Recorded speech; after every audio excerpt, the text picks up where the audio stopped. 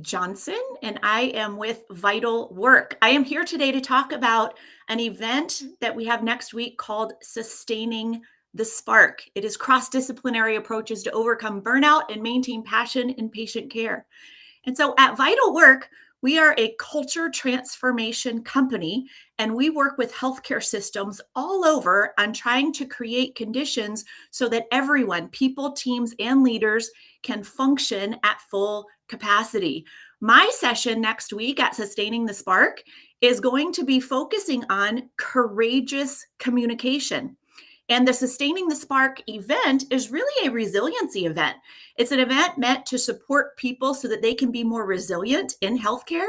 And I'm going to be joined by several other really amazing speakers who are going to be talking about resiliency strategies, stress management, and different things that you can do to help you become more resilient in the moment and in the future. My session is going to be focused on something a little bit different around resiliency. It is called courageous communication. And I'm going to be answering some questions about that session for you here today. And so our first question is really around when we're working with healthcare clients in the healthcare industry, what are the top issues that they're facing regarding employee resilience and well-being? And I think many times when you think about resilience and well-being, people tend to think about things like, well, I need to maybe exercise more, or maybe eat better, or maybe get better sleep, and then I could be more resilient. And certainly all of that is true. All of those physical well-being type things contribute to the foundation of what's going to help you be more resilient. In other words, when you take good care of yourself, you create a solid foundation. So when things get hard at work, you are going to do better. You're going to perform better. You're already at a higher level. But again, what I mentioned was I'm going to be talking about courageous conversations. And so maybe that's not typically what you would think of.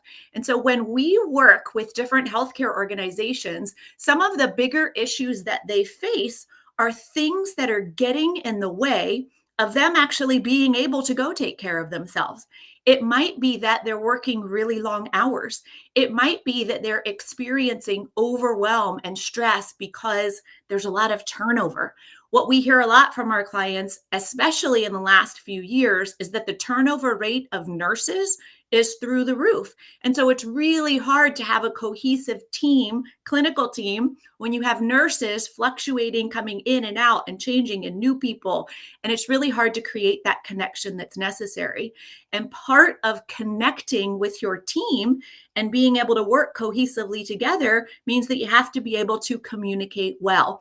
And so to answer the question around issues, what we hear the most of is the turnover rate, specifically around nurses who are going to become travel nurses or who just don't stay in the job very long. We also hear a lot around there's a lack of trust on our team. Perhaps the team is not always the same and there's different professionals fluctuating in and out. Or perhaps trust doesn't exist because of the leadership style of the clinical leader. There's many people out there who lead in a way that is just telling people what they need to do. And it can be so difficult because in a clinical setting, oftentimes we need people to act quickly. They're saving lives. We need people to take command and control and tell people what to do. But the truth is, most of leadership is not in those conditions or circumstances where it's an emergency. And so telling people what to do actually creates disconnection. And so I think the third thing I'll mention that is the bigger issue that we see in healthcare systems is that we have leaders who have not had adequate experience or training in leadership. In other words, there are clinicians that come into healthcare systems. They do an excellent job. They do so well that they get promoted to a leadership position. And then when they become the leader, what they know how to do is tell people what to do because they were in that job. But that is not leadership. That is not connecting with other people. And so that final issue that we see is there's too much command and control, telling people what to do type of leadership, and it's creating disconnection. So the bigger issues, to summarize: turnover, specifically around nurses; lack of trust, and undertrained and inexperienced leadership. And all of that relates directly to the way that people are communicating. And so I want to go to my next question, which is, how does clear and confident communication affect how well healthcare teams work together, and how can we tell if it's working? And so it's very interesting because, again, we're talking about resilience at the event next week, but I'm going to be coming and talking about communication. When we're working with our clients and when we're working with leaders and teams, one of the things that we hear, I would say the most, is that the teams and people are not having the conversations that they need to have. People are not speaking up when they make mistakes. People are not speaking up when they have a different opinion. And so instead of speaking up, they're shutting down, or instead of communicating effectively, people are being way too direct. And so when you're on a team or you work within an organization where people aren't communicating well, it creates a lot of stress. It creates friction on the teams. It creates a lack of creativity, a lack of innovation. I already mentioned a lack in trust. And so for us as human beings, it's really important for us to feel more confident in the way that we communicate. And that is difficult because saying the hard thing and communicating well to your colleagues and even your boss or your direct reports can be really difficult, especially when you have to share difficult information or you have to share feedback that maybe someone won't take well. And so what I'm going to be focusing on next week is how people can become more aware of their communication style, what they're doing, what they're not doing, how they can develop some language and even some skills so that when a conversation feels difficult, they're more likely to lean into that discomfort and have confidence because they have language, they have skills, and they have some knowledge around what's going to be most effective so we can create connection with each other through our communication. And here's the thing, this is a good question. How do we know if it's working? You know it's working and you have more courageous communicators because you notice, wow, we're having the hard conversations. It doesn't mean that all these conversations are going to be easy. It means that this is a difficult conversation, yet we were able to have it. We were productive in having the conversation, and then we were able to move on. So you can tell it's working because people are able to work through their problems. They're having the hard conversations, and they're able to move on and function at their fullest capacity. And so I want to focus on our third question, which is, what is an example of a common communication trap, and what strategies can healthcare professionals employ to avoid this? So communication traps are the things that we as individuals tend to fall into because having difficult conversations is uncomfortable. Because it's uncomfortable, we tend to lean in one of two different ways. We can lean towards communication traps that we might describe as softer behaviors, which means, gosh, maybe an example would be there's a person on my clinical team who's very bossy, who's telling people what to do. Seems like he or she has an attitude. And so it's shutting people down. And so you'd like to have a conversation with them about maybe their tone or the way they're talking to you and other people, but that feels scary. And so a softer behavior around a communication trap might be, I try to have the conversation, but I sugarcoat it. And so instead of being direct about the issue that's bothering me, I kind of fumble around and say, it's no big deal, but, and then I'm not really clear with my message. And so a softer behavior is I kind of dance around the topic. I try to sugarcoat, I try to be nice, or maybe I don't say anything at all. And the truth around those communication traps is it's not helpful at all. It's not helping us be clear, and it's not the kind thing to do. What we're actually trying to do in being nice is we're trying to protect ourselves so that maybe they'll still like us. Maybe they won't get mad at us, but it's very disingenuous and not clear to the other person. And oftentimes they'll walk and not even understand what's going on. So that's a communication trap that would fall on the side of, that's a softer behavior. What we also see Depending on the circumstances, there are more direct and harder behaviors around communication traps specifically.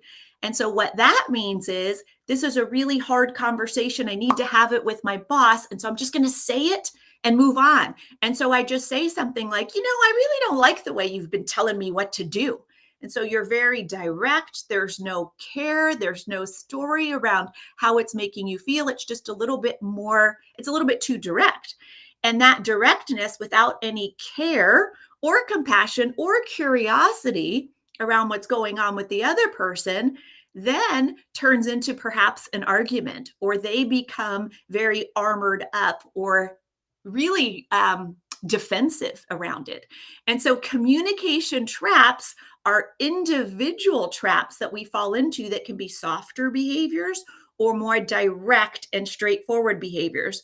In reality, what's most effective is to be more courageous around our communication, which means we want to deliver information very clear so the other person or other people understand where we're coming from, but wrapping it in kindness, being able to be candid yet clear. And so communication traps are individual traps, not necessarily healthcare traps. And so what healthcare professionals can do to employ or avoid this is exactly what we're doing next week.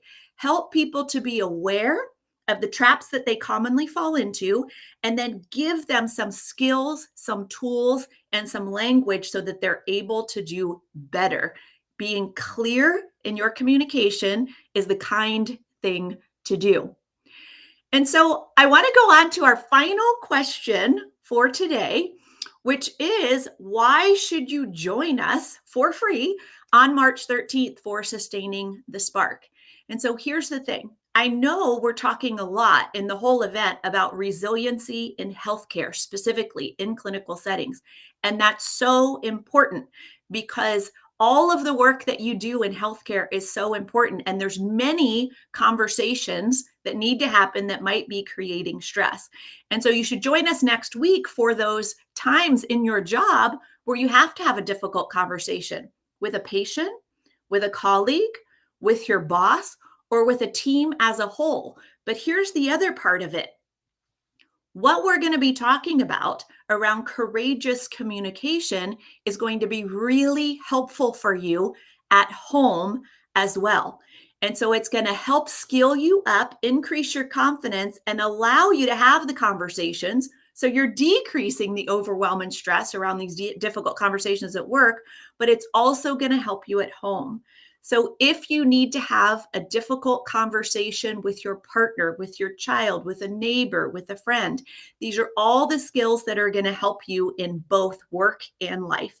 And I think the final thing that I will mention is you're going to be spending about 90 minutes with me. And most people think that when we're talking about skills and communication, we're going to go right to the conversation. Here's what I'm going to say. Here's how I'm going to say it. Here's how I can clearly say it and be kind. But that's not actually where we're starting at all. We're going to take a step back and start with really looking at the inner work that is necessary so that you, as a courageous communicator, can show up to a conversation, and it's going to increase the likelihood that it's going to go well. In other words, some of the most important work around courageous communication happens before the conversation. And so I'm going to be introducing you to some tools that you can use to help identify how is your mindset impacting your ability to have this conversation. Is your mindset helping you to have the conversation and be productive, or is your mindset actually standing in your way? Is your mindset contributing to you not showing up as the best version of yourself? Or could we take another look at our mindset and change our mindset so we show up as our best self?